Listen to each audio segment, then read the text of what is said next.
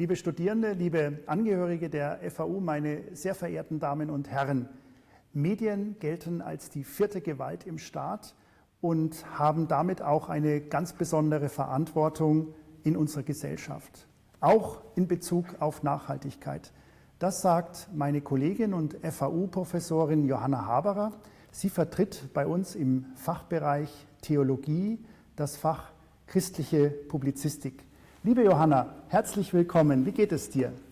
Dankeschön für die Einladung. Ja, mir geht es gut. Ich bin knallvergnügt, dass wir wieder präsentische Veranstaltungen haben und dass ich meine Studierenden oder unsere Studierenden wieder vor mir habe und mit ihnen im Biergarten sitzen kann und Ähnliches. Du hast mich ja vorgestellt als christliche Publizistik-Professorin. Das stimmt, ich bin Theologin.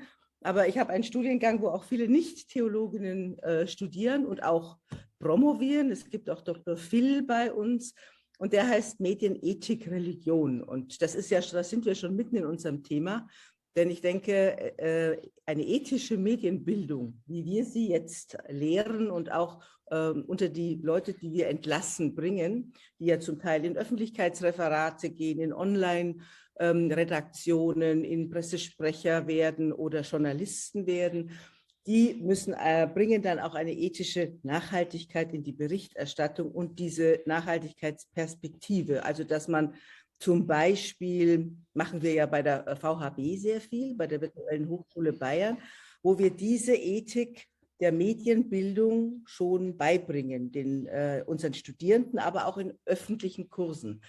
Denn diese Medienbildung ist eine Voraussetzung, dass wir unsere Kommunikation in der Gesellschaft unter digitalen Bedingungen in einem gewissen Niveau beibehalten. Und nicht, denn es gibt einen Medienwissenschaftler, den ich sehr schätze, der heißt Pörksen, der sagt, wir brauchen eine redaktionelle Gesellschaft. Das heißt, es ist nicht nur ein Ausbildungsberuf des Journalisten, der eine ethische Einstellung zur Medienkommunikation haben muss, sondern eigentlich jeder, der sich auf Facebook bewegt, der sich auf Twitter bewegt. Und das hat nachhaltigen Einfluss auf die Qualität unserer Kommunikation. Also wichtig, dass auch die FAU hier ihren Bildungsauftrag erfüllt und diesen wichtigen Aspekt der Ethik auch mit aufgreift. Und wie du sagst, Ethik und Nachhaltigkeit greifen hier Hand in Hand. Ja. Und soweit ich gesehen habe, bist du ja auch Mitinitiatorin eines Nachhaltigkeitspaktes für Medien in Bayern. Was hat es denn damit auf sich? Kannst du das kurz erläutern? Ja, das ist ein ganz neues Phänomen.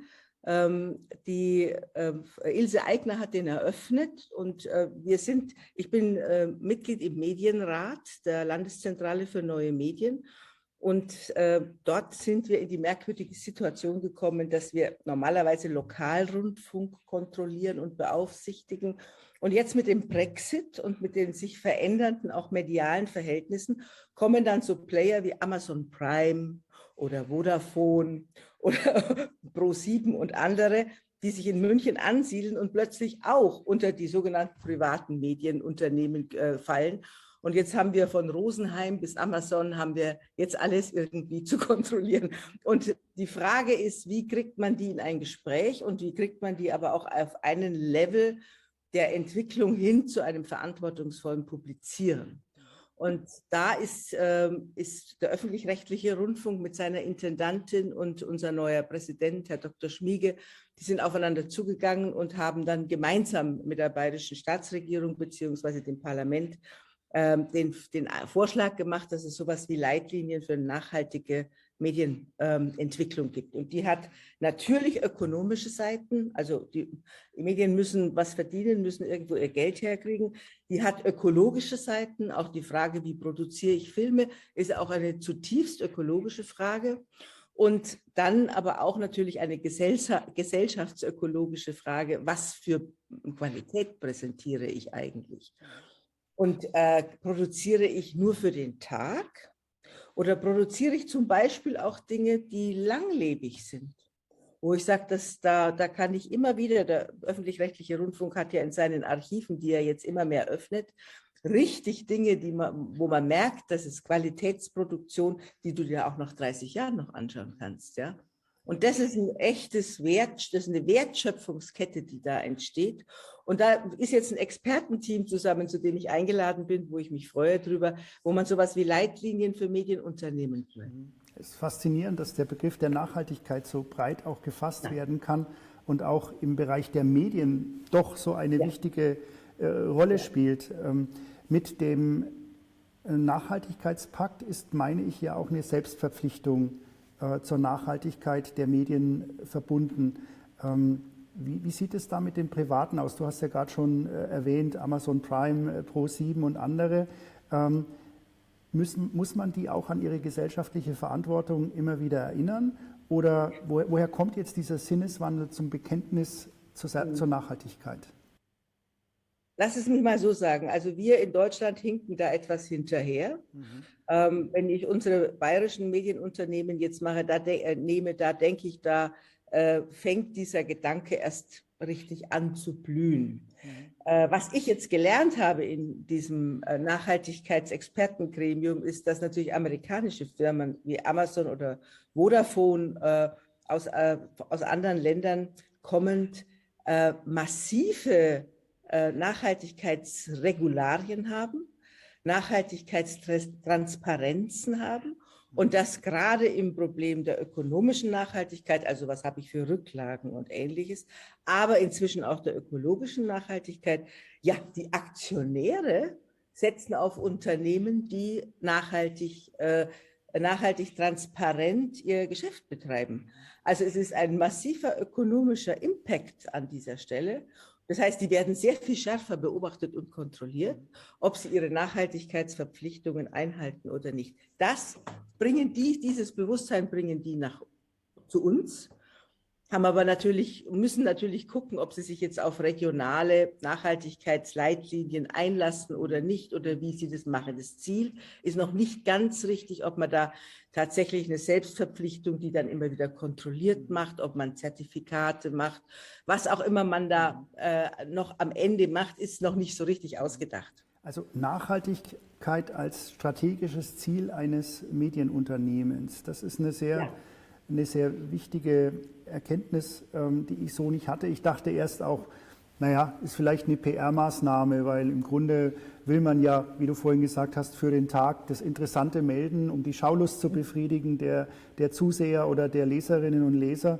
Aber da scheint ja doch deutlich mehr dahinter zu stecken als so eine PR-Maßnahme, richtig? Ja. Die öffentlich-rechtlichen Medien, die hattest du ja auch schon angesprochen, die hat der Gesetzgeber ja mit einem deutlichen Auftrag versehen. Die sollen einen Beitrag zur politischen und kulturellen Bildung in unserem Staate leisten. Und da ist die Frage, wie können oder müssen diese ihre Aufgaben auch im Hinblick auf die Nachhaltigkeit wahrnehmen? Die haben ja jetzt nicht im Hintergrund Shareholder, die gewisse Erwartungen an den Umsatz haben und an gewisse strategische Zielsetzungen.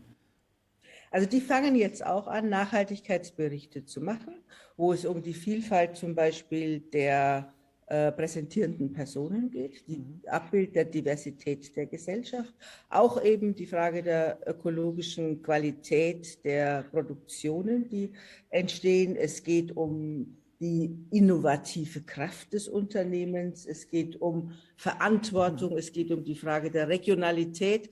Also die ARD hat jetzt neulich einen ersten Nachhaltigkeitsbericht vorgelegt.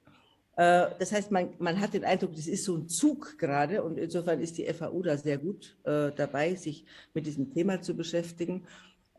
Und die machen das natürlich jetzt freiwillig, um auch transparent zu machen. Wir sind ja die Gebührenzahler. Wir möchten gerne wissen, was sie mit unserem Geld anfangen. Und es ist unser öffentlich-rechtlicher Rundfunk ist von uns Bürgern, für uns Bürgern eine unabhängige Einrichtung. Und deswegen dürfen wir Bürger auch danach fragen. Und diesen Zug, den haben sie genommen. Und sie sind natürlich auch inhaltlich für die nachhaltige Qualität der Information und Kommunikation unseres Landes zuständig. Es gibt einen ganz ökologischen Satz, finde ich, von dem alten ZDF-Intendanten Der hat mal gesagt, eine Gesellschaft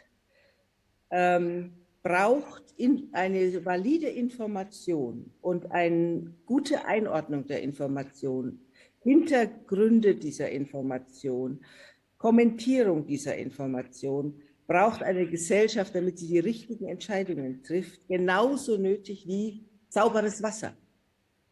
Und das finde ich, da ist dieser ökologische Nachhaltigkeitsbegriff auf die Medien übertragen, weil man kann natürlich auch die Informationsgesellschaft korrumpieren durch falsche Nachrichten oder einfach leichtsinnig in die Welt gesetzte Informationen, die nicht validiert sind oder die falsch eingeordnet sind. Da machst du einen ganz wichtigen Punkt. Qualität spricht Glaubwürdigkeit. Also wie zuverlässig sind die Informationen? Und wir alle haben ja 4 Jahre lang einen US-Präsidenten erlebt, der in jeder Pressekonferenz über Fake News geklagt hat und über die Lügenpresse gesprochen hat. Was bedeutet denn diese Tatsache für die Rolle der Medien in unserer Demokratie? Also gerade mit Blick auf Qualitätsverständnis, Glaubwürdigkeit, Wahrheitstreue und Ähnlichem. Also ich glaube, dass das System, das wir haben, des öffentlich-rechtlichen Rundfunks oder in Bayern haben wir ja auch in öffentlich-rechtlicher Verantwortung die privaten Medien. Dieses System ist ein wichtigster Impact der Nachhaltigkeit unserer Mediengesellschaft. Man kann darüber reden und klagen, dass das vielleicht nicht genug ist oder so, aber wenn wir in Länder schauen, wie Italien, wo dieses öffentlich-rechtliche System völlig unterminiert ist, oder wenn wir sehen, in welchen Ländern die öffentlich-rechtliche Formation des Rundfunks sturmreif geschossen werden soll, dann ist es Ungarn, dann ist es Polen, dann sehen wir dort, wo die Demokratie sturmreif geschossen werden soll, werden diese Systeme, die die Vielfalt der Meinungen aufrechterhalten sollen, die werden sturmreif geschossen und man nimmt sich die Medien, kann man jetzt ja ganz toll in Russland sehen, man nimmt sich die Medien zur Geißel und wird zur Propaganda, die werden dann zur Propaganda gezwungen. Dass das immer noch was zu verbessern ist oder dass wir auch Nachholbedarf in vielen Dingen haben, sehe ich auch. Aber ich denke, eine wichtige Investition in die Nachhaltigkeit unserer Informationsgesellschaft sind zum Beispiel die öffentlich-rechtlichen. Und wir müssen auch, denke ich, bei den Usern und Bürgern in der digitalen Gesellschaft das Bewusstsein, dass sie für Informationen zahlen müssen, mit anschieben. Weil jede gut recherchierte Information kostet einfach Geld. Ja, und das hat natürlich in Zeiten des Internets etwas an Attraktivität verloren, Zahlangebote zu nutzen. Das muss man auch ganz offen feststellen. Du hast damit an sich auch meine letzte Frage schon beantwortet. Haben Medien tatsächlich die Macht, eine verantwortungsvollere, ethischere Gesellschaft zu schaffen? Ich meine, nach deinen Ausführungen ein klares Ja erkannt zu haben, aber vielleicht magst du noch ein paar Punkte ergänzen. Also ich glaube, das Gegenteil ist, nicht das Gegenteil, die andere Seite ist vielleicht noch wichtiger zu sagen. Schlechte Medien haben die Macht, eine intakte Gesellschaft und den gesellschaftlichen Zusammenhang zu zerstören. Und dann kann man vielleicht den zweiten Satz sagen, gute Medien sind Unterstützer, wesentliche Unterstützer des gesellschaftlichen Zusammenhangs und von funktionierenden Demokratien und eines friedlichen Zusammenlebens. Umso wichtiger ist es auch für uns an der FAU, unseren Bildungsauftrag wahrzunehmen und auch die Medienmacher von morgen ordentlich auszubilden und zu bilden, sodass sie sich auch der ganzen Thematik bewusst sind und vor allem der Implikationen ihres Handelns. Für mich ist es immer wieder eine Freude, als FAU-Präsident die Vielfalt unserer Universität kennenzulernen. Ich habe wieder viel gelernt heute in dem Gespräch mit dir, liebe Johanna. Ich danke dir ganz, ganz herzlich, wünsche dir alles Gute, bleib gesund und wir sehen uns hoffentlich bald mal wieder. Tschüss. Danke für die Einladung.